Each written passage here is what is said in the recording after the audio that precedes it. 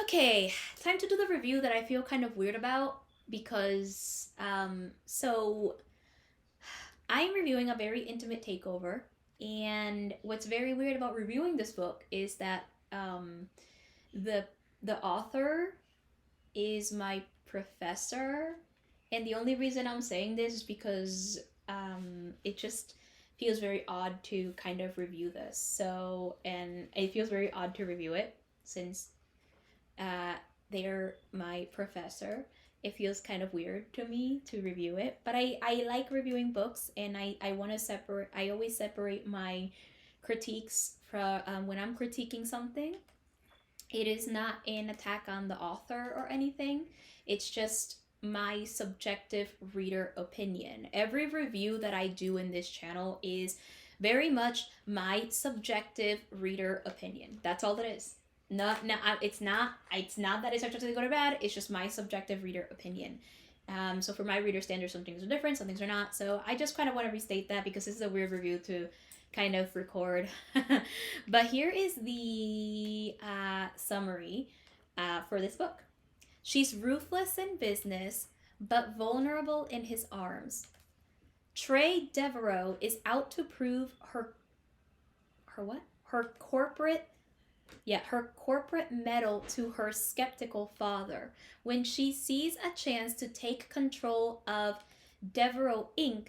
from her estranged grandfather. She pounces, but Jeremiah Benton, his second in command, is fiercely protective of the Devereaux patriarch and absolutely enticing. The intensity of their attraction overwhelms her defenses, and Trey even finds herself warming to her grandfather under Jeremiah's influence. Can Trey maintain her resolve, or is Jeremiah winning this high stakes merger? The fate of $1 billion Brooklyn legacy lies in the balance. So, okay, I will start with some positives as I like to start with that. I think the writing in this book is great. I really like the prose, really accessible, really easy to read. Also, quick side bar, I read this book through Audible.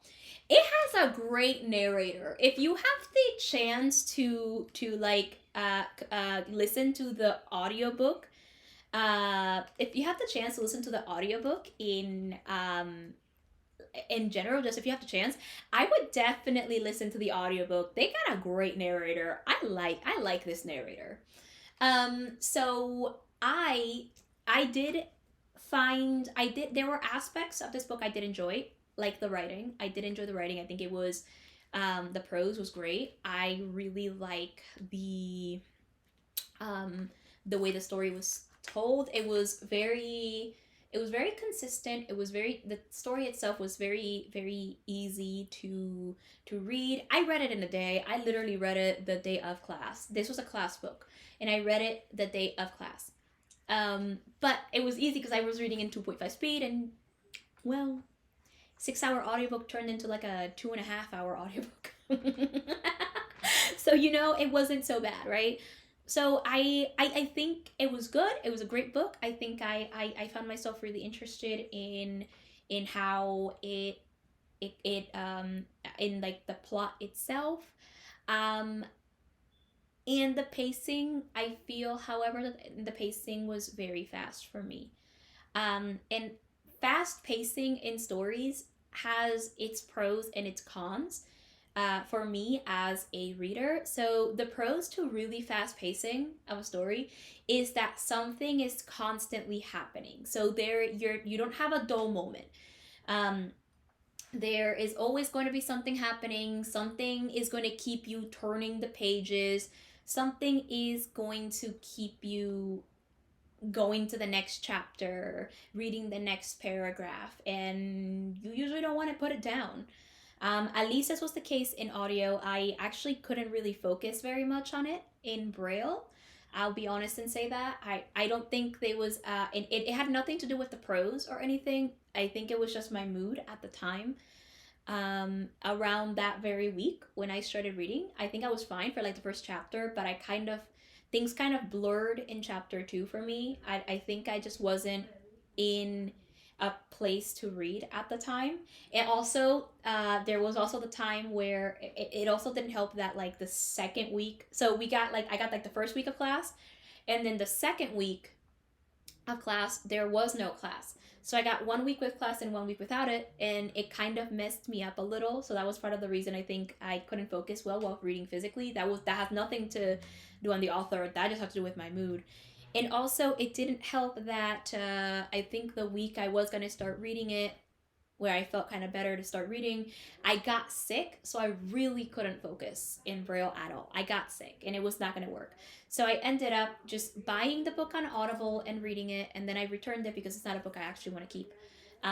So that was my own issue. You know what I mean? That is something I can say. Yeah, so it that's like the main pro for fast paced. I think the con for a fast paced book is that depending on the genre, for me, there is no time to rest. And because there is no time to rest and digest, it becomes, it for me specifically as a reader, to me, there's no, because there's no time to rest and digest, it doesn't give me anything to, I don't have the time to like feel like I'm with the character in this journey. Instead, it feels like I am kind of just being like tugged along this journey. It doesn't feel like I'm in the journey. So that could just be a me thing as a reader. But I find myself kind of just like, if it's fast paced like this, I don't always enjoy the fast pace as a reader. I had this issue with Iron Widow by Jiren J. Zhao. So I have had this issue. I had that issue before, and I usually tend to have this issue. However, depending on the genre, fast pace is actually really good. And because it's romance, at least for me specifically, when it's this fast paced, I don't always enjoy it. So yeah, the pacing I think is not my favorite as a reader. So moving on to the characters, I think the characters are established well, but I think that the arcs were not, I didn't like the way the arcs kind of turned out. I felt like the arcs were too easy, and the conflicts felt not necessarily forced, but they felt like they were there just to add conflict. It didn't feel like they were there to because they needed to be there. It just felt like they were there to add conflict. And when it feels like that, it feels shoehorned a little bit to me. I don't think that, I think that the conflict was fine in the very beginning, but then more and more and more and more drama sort of kept getting added when it comes to that conflict. And for me specifically as a reader, I didn't like this. I think that the conflict should be kind of more straightforward, and it probably shouldn't be adding extra things. And I feel like a lot of this stuff kept getting added, and not a lot of it, and because a lot of this stuff getting added, not a lot of it kept getting explored. And to me, that just feels, for me, that's a bit of a no for me. It also doesn't help the plot in the end, in my opinion, because I do feel like things were resolved too easily. And because they were resolved so easily, it didn't feel like a payoff. It just felt like a letdown. Oh wow, I really do feel bad reviewing this. I really do feel bad because they're a great person. I really like them, and I feel bad reviewing this like this. But as a reader, I can't do it. So yeah, it doesn't feel like a payoff. It feels like a letdown when things get resolved that quickly for me as a reader.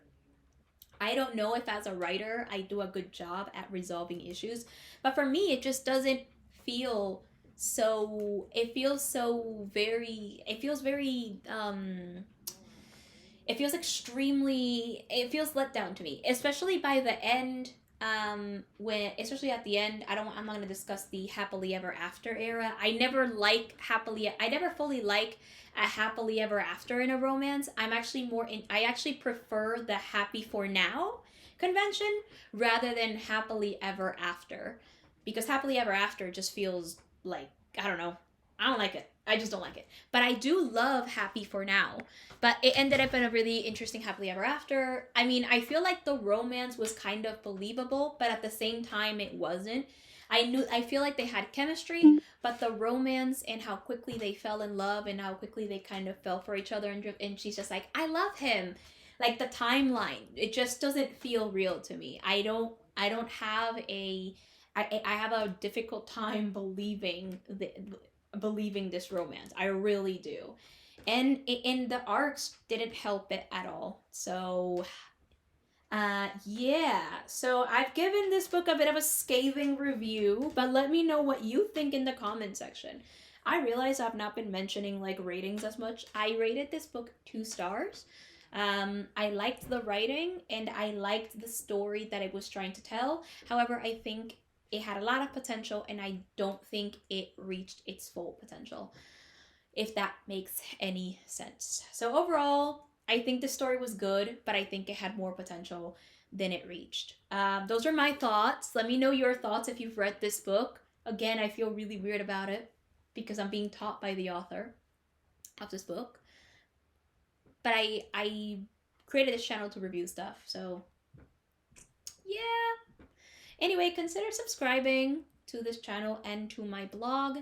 And I will see you next week for a review on another romance called Black Sheep Bargain by Naima Simone. So I'll see you next week for that review. There will be, by the way, no, I usually don't feel like I need to announce it, but there won't be any recommendations for this book, and I also will not have a recommendation for the next week's book. I won't have recommendation videos for those. From now on, I think when it comes to my recommendations videos, I don't think I'll do recommendations for every book unless I feel like I genuinely have recommendations. And for this book, I don't have any. I guess the only thing I can say is that they have other books. I've never read them, but they do have other books. So if you are looking, if anything that I said doesn't bother you, and you're okay with this kind of reading, I would say search for their other books and see if any of them interest you. Those are my only like thoughts on that end. So yeah, comment down below, and until next week or until next time, consume stories. Bye.